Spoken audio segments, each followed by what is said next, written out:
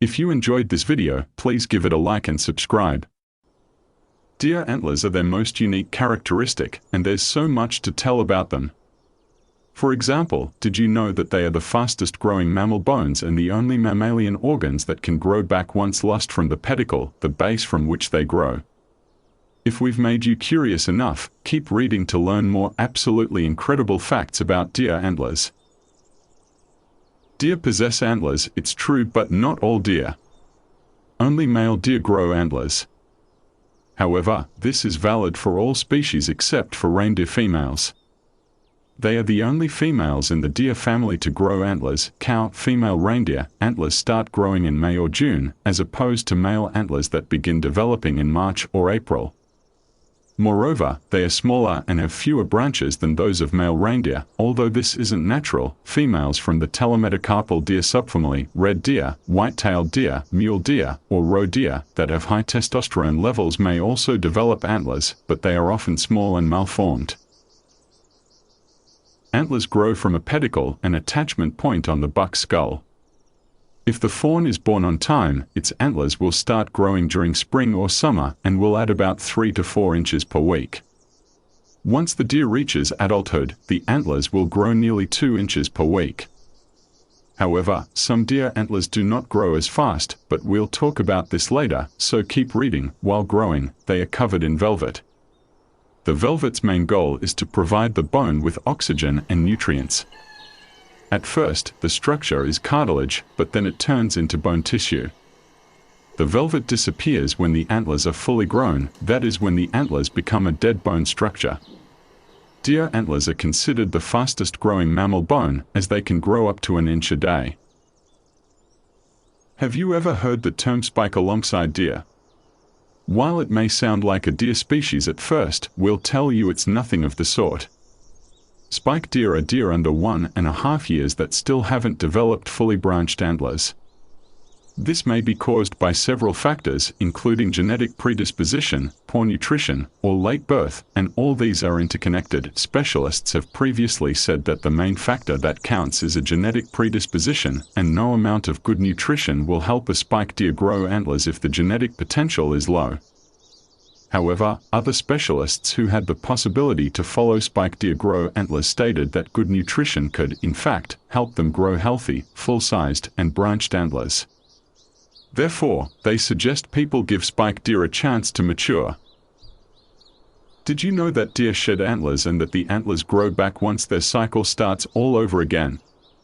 That's why deer antlers are often the model for numerous studies focused on organ regeneration in mammals, whose results can be further applied in the field of regenerative medicine. Only some deer shed antlers, and this highly depends on what they eat, where they live, and what species they are.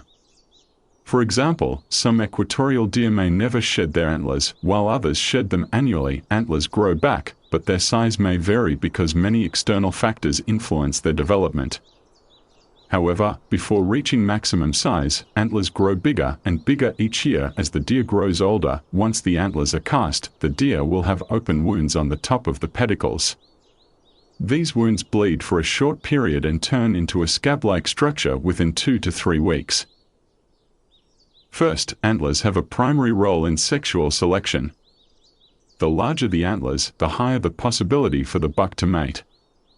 Secondly, they are of great importance in male-to-male competitions. Bucks use their antlers as physical or psychological weapons during these combats, meaning they display their antlers to show power, strength, and fertility competitiveness. Moreover, antlers are directly linked to a buck's social status. The heavier the antlers, the more important the buck is in their society. Besides this, it is believed that bucks with larger antlers have stronger immunity against pathogens. While some sources state that antlers become dead bone structures once the velvet disappears, the authors of Hard Fallow Deer Antler, a living bone-till antler casting, discovered that hard antlers possess parts with living osteocytes, active osteoblasts, osteoid, and even early stages of trabecular microcallus formation. In short and easier terms, this means that the bone is constantly remodeling. Moreover, they've discovered a well-developed vascular system, the pedicle bone featuring capillaries and vessels linked to the main branch. This vascular system is believed to keep the antlers moist, thus helping bucks during combat. The authors concluded that deer antlers have sufficient blood supply almost until antler casting. Did you know that moose use their antlers for hearing purposes? Moose have large sensitive ears. If they are equipped with large antlers, their sense of hearing becomes even more sensitive, thus helping them survive in the wild, as they can more easily hear predators approaching. A study shows that a moose's antlers increase its hearing capacity by 19%. This is linked to the form of the antlers. Their palm acts as a parabolic reflector, thus increasing the acoustic pressure. The author of the study, George Bubenick, stated that so far, no other deer has antlers that can act as hearing aids. At least there's no evidence regarding this. Nowadays, deer antler extract is widely used by bodybuilders and athletes because of its IGF-1 amounts and insulin-like growth factor, sometimes called somatomedin C, which is a hormone that has a primary role in childhood growth and can help repair and build muscle tissue. However, this isn't scientifically confirmed yet. While many studies focus on velvet antler use, which we've mentioned already, few aim at highlighting deer antler base use. A study presents Chinese medical records showing that deer antler base is believed to tonify the kidney, invigorate the spleen, strengthen bones and muscles, and promote blood flow. It has been widely used in Chinese traditional medicine for over 2,000 years to treat diseases such as uterine fibroids, mastitis, mammary hyperplasia, children's mumps, and malignant sores. The authors of the study collected information from numerous sources. They found out that deer antler base does indeed possess anti-osteoporosis, anti-cancer, anti-inflammatory, anti-fatigue, analgesic, antibacterial, antiviral, antioxidant, hypoglycemic, and other benefic properties. These may be linked to the bioactive compounds amino acids, polypeptides, and proteins. However, these mechanisms still need to undergo further research. You already know that deer shed antlers.